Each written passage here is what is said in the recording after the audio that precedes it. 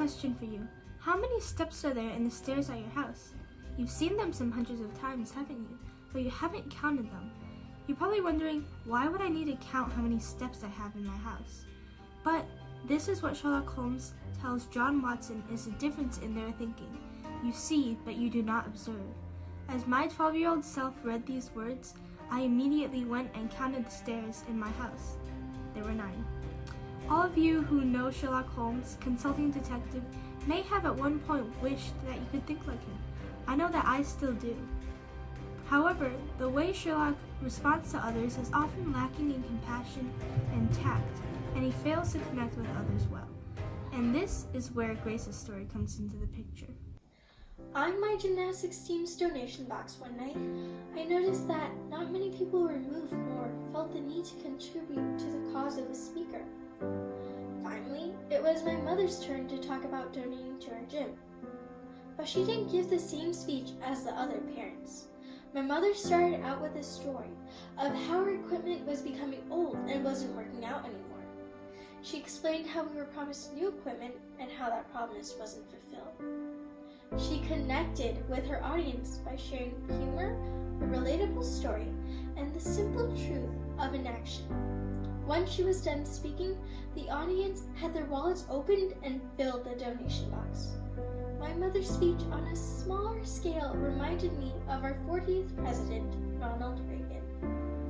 Whenever Reagan gave a speech, he charmed his audience with his jokes, warmth, and a clear message. Sherlock Holmes is a fictional character created by Sir Arthur Conan Doyle in 1886 in the book The Adventures of Sherlock Holmes, which became really popular and inspired many adaptations. People are drawn in by Holmes's insanely accurate deductions and general intelligence. They think of it as some kind of superpower, but in reality, everyone has the potential to think like Sherlock Holmes. Now, you may be asking, why would I need to think like Sherlock Holmes? Well, you obviously don't need to exert your mind to the extent that Sherlock does for his crime solving, but you may find that with a little critical thinking and using the techniques that Sherlock does, you will be capable of solving everyday problems better, even if it's something like finding a lost dog or locating a leak in your house.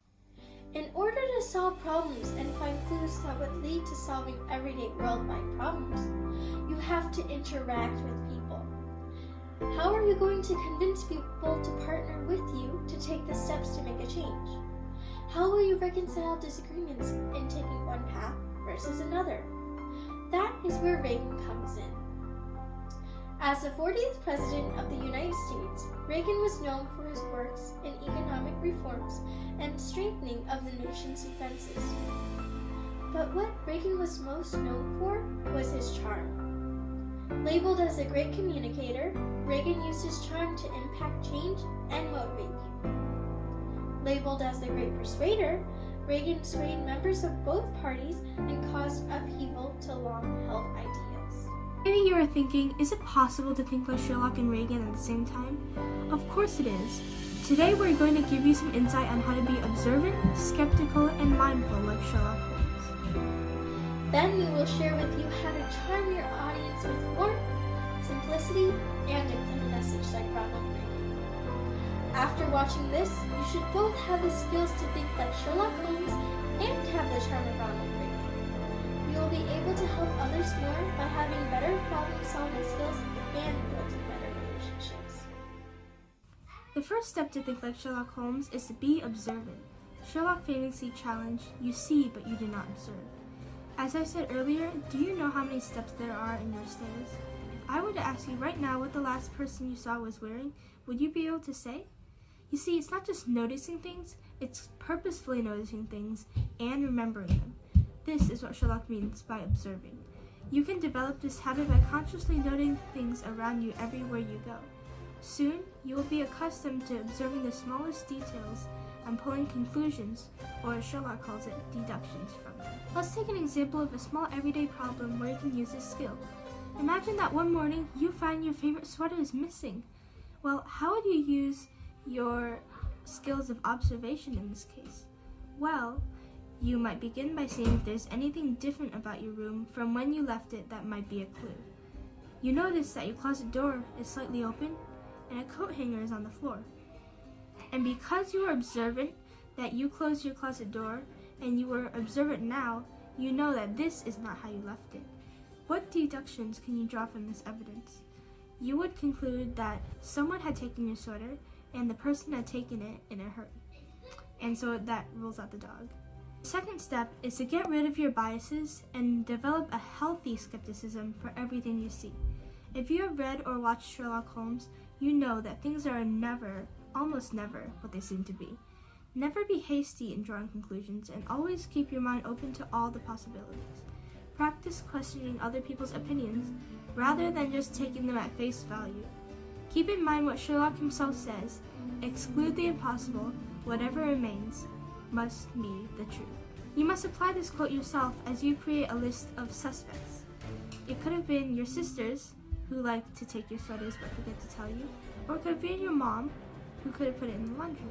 You then ask both your mom and your sisters, but neither of them have it. You're going to have to think of someone else who could be responsible. Looking back at what you know, you realize that your best friend could also have taken your sweater. You realize that because of your biases, you did not even consider her as a likely suspect. Now, having skepticism doesn't mean that you should always distrust your best friend. It just means that you must have your mind open to all the possibilities. Some people might not even have thought of considering their best friend, and then would not have been able to solve the mystery. The point of eliminating biases is to think of all the options, however unlikely they are. The third thing you can do to start thinking like Sherlock Holmes is to practice being mindful. Mindfulness is the act of actively engaging your brain in a situation.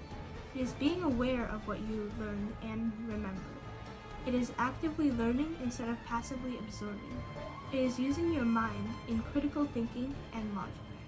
Going back to our little mystery, you can practice being mindful by reviewing all the facts so far and coming up with logical possibilities.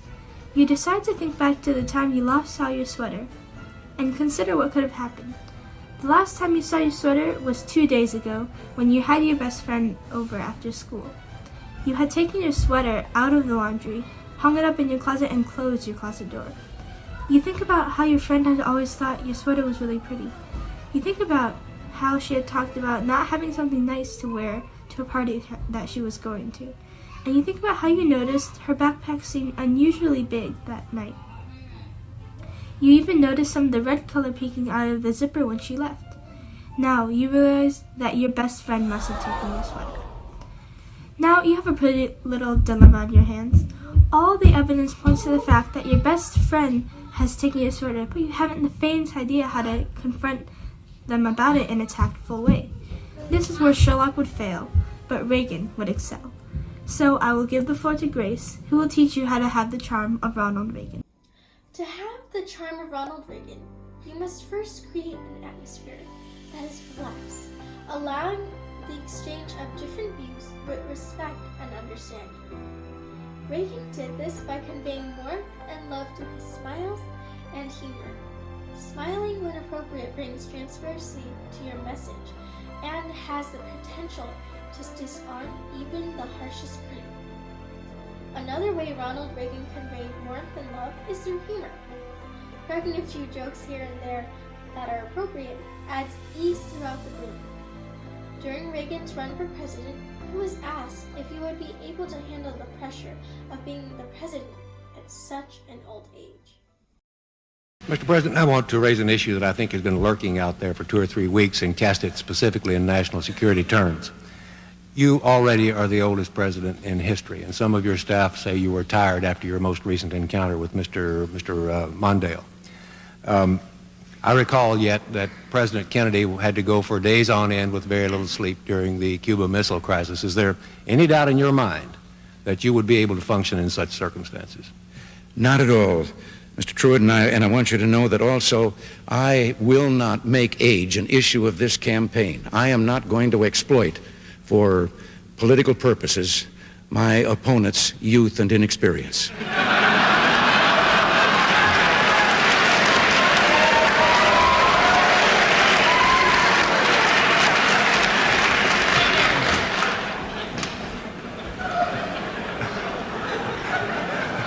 If I still have time, I might add, Mr. Truitt, I might add that